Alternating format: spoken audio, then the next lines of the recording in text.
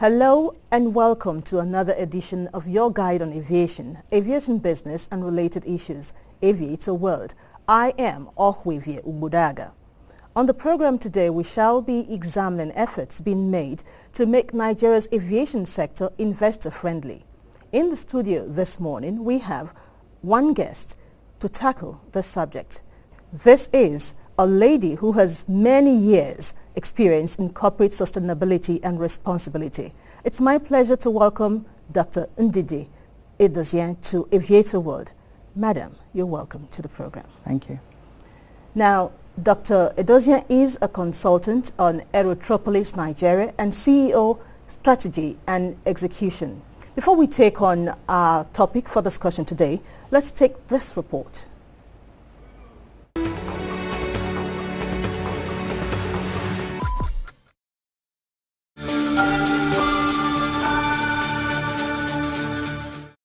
In the last 2.5 years of President Goodluck Jonathan's government, the aviation minister, Princess Stella Adaeze Odua, has spearheaded reforms in Nigeria's aviation industry in a manner unprecedented in pace and scale. I always commend the effort of women in this country.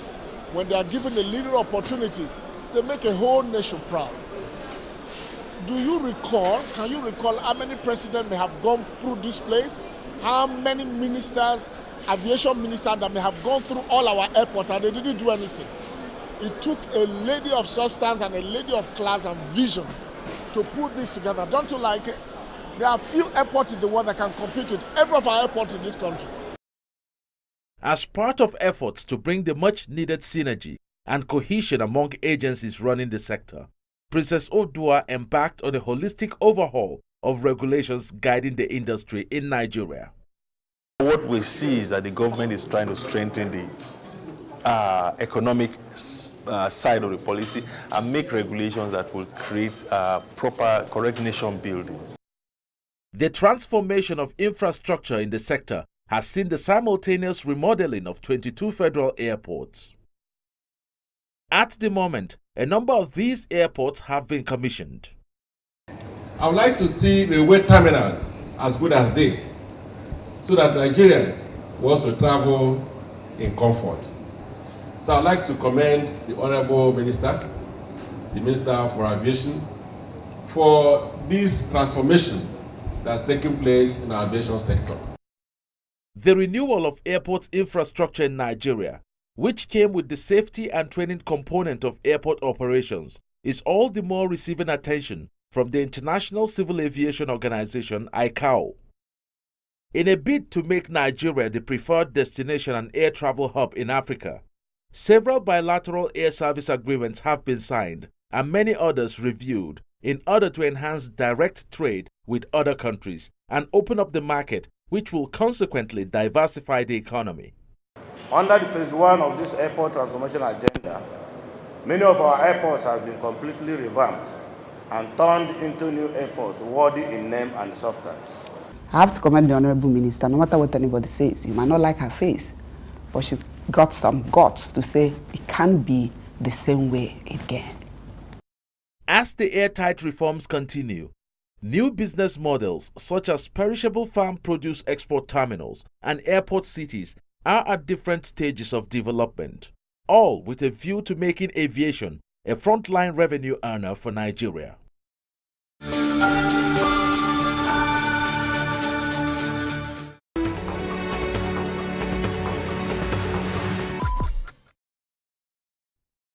You are welcome back. Now, Dr. Edozien, what exactly is Aerotropolis? First of all, let me commend that documentary, which is nice and short and pointed, and actually paves the way for an explanation of what Aerotropolis is. I think that in the past, before we embarked on this concept of transformation, and let's talk about transformation specifically in the aviation sector, we thought about airports as places where you go in order to fly from one place to another. What is Aerotropolis? Aerotropolis talks about the potential of an airport to be a gateway for trade, for commerce and trade, for the exchange of goods and services, for a perspective on who and what Nigeria is, for an opening of new opportunities by creating new industries and new jobs, especially for our young people out there who really are looking for means of engagement. Now, why the airports? Why are the airports so important? First of all, it's the first place you land when you come into a country. Secondly, infrastructure is very critical as the basic foundation for laying the groundwork for safety and security. Safety and security remains the hallmark of the aviation sector. But beyond that, for a country that is growing, for a country whose 2020 vision is to become among the top 20 economies of the world, for a country who has by 20, I understand that in the next 20 years, we will really have a good 17% of the population. 250 million, I understand, is predicted. We're a huge consumer economy. So how do you leverage the assets that we have?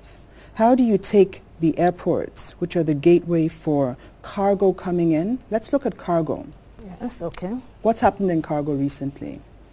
1/3 of the value of cargo travels by air. The bulk still travels by sea, but 1/3 of the global world value in cargo travels by air. The volume, okay, or the value of cargo traveling by air has grown 4 times the quantum of global trade growth over the past decade, according to research that has been undertaken in 2011 by Dr. Casarda, who is known as the father of Aerotropolis.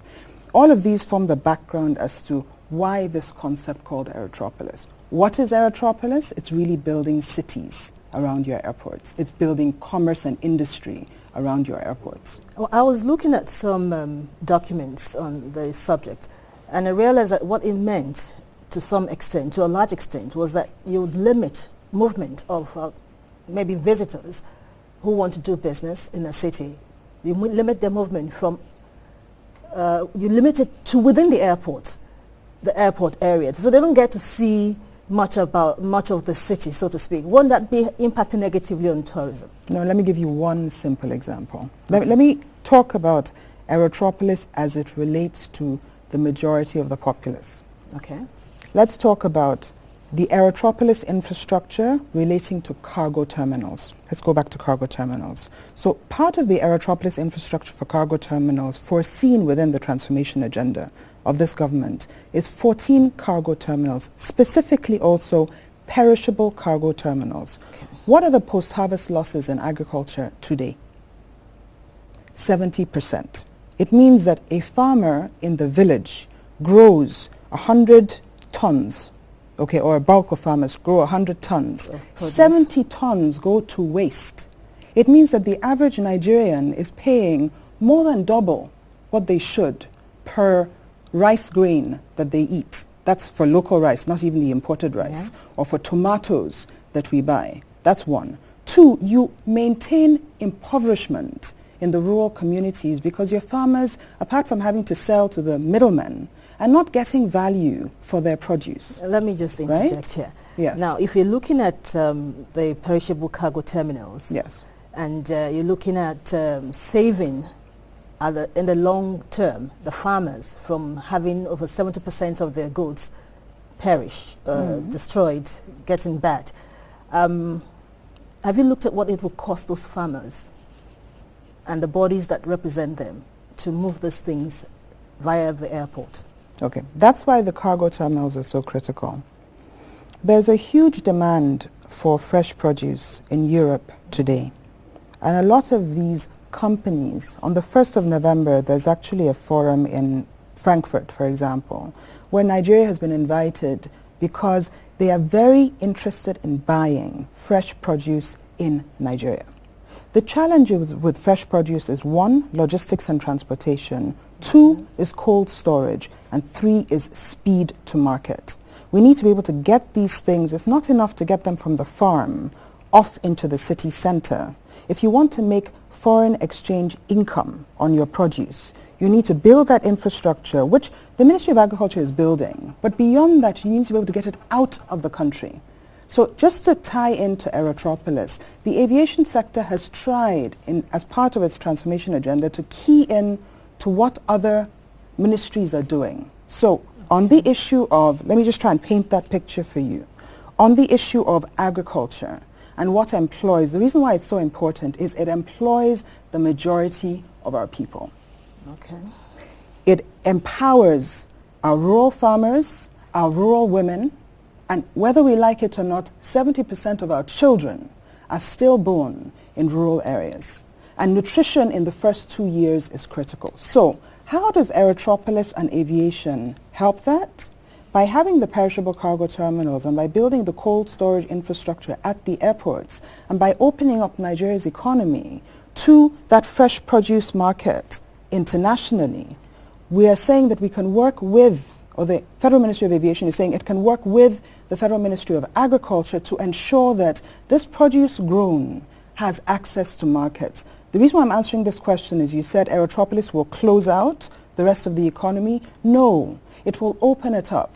Let me give you another example. With the Federal Ministry of Trade and Investment, again, the whole idea of export processing zones. Rather than locate these very far away, I mentioned the fact that you bring them 1/3 of the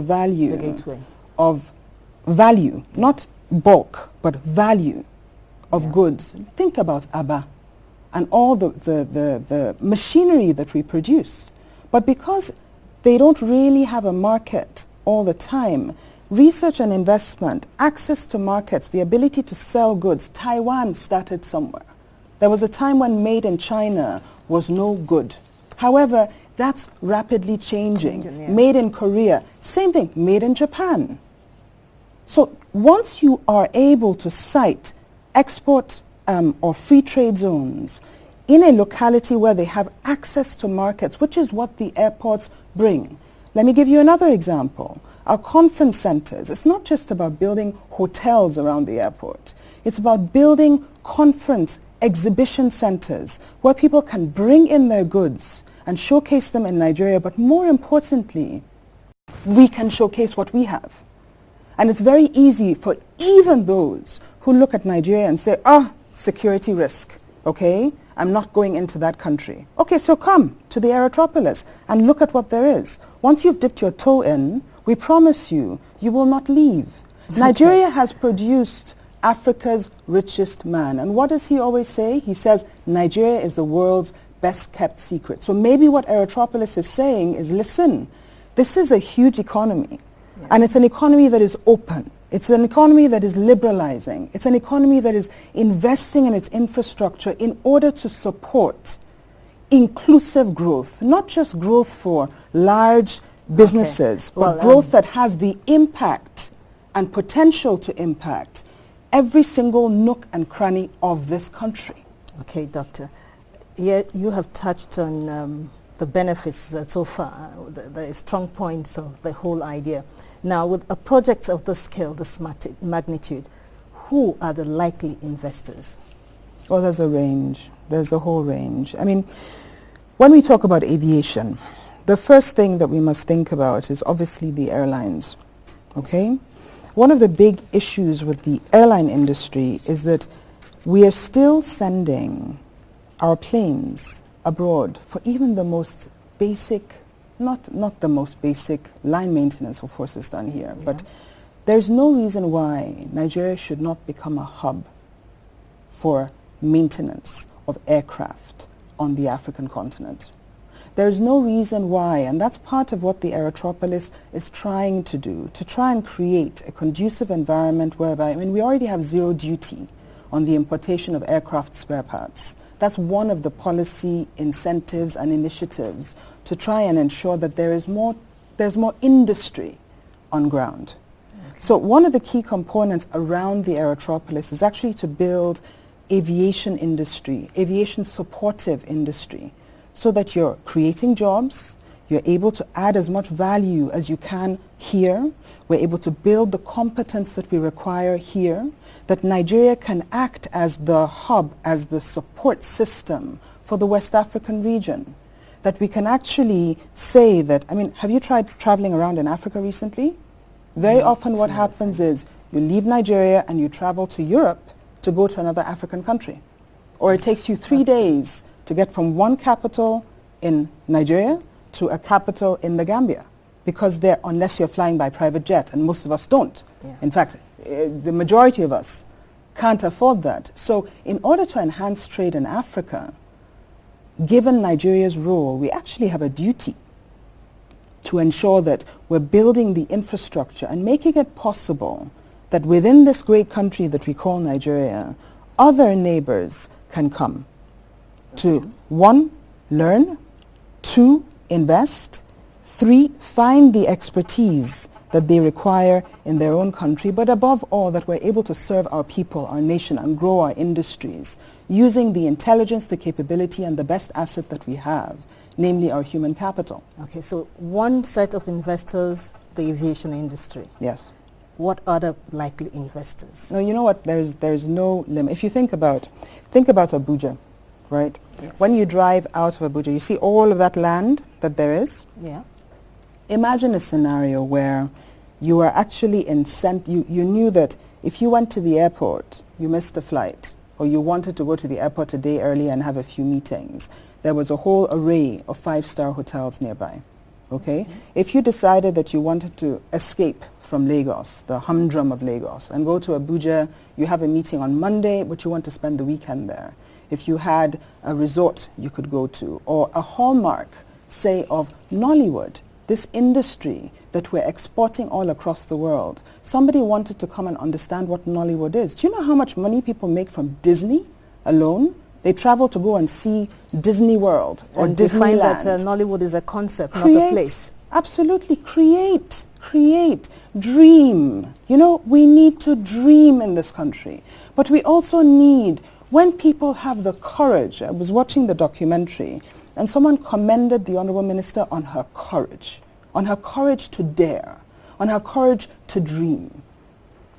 I cannot think of any other ministry presently where you can see the physical manifestation of investment as we can see in the remodeling of the airports. For now, Aerotropolis is a concept. And to build any concept, you need to lay the foundation, which means that your basic core needs to be in place. We need remodeled airports. Done.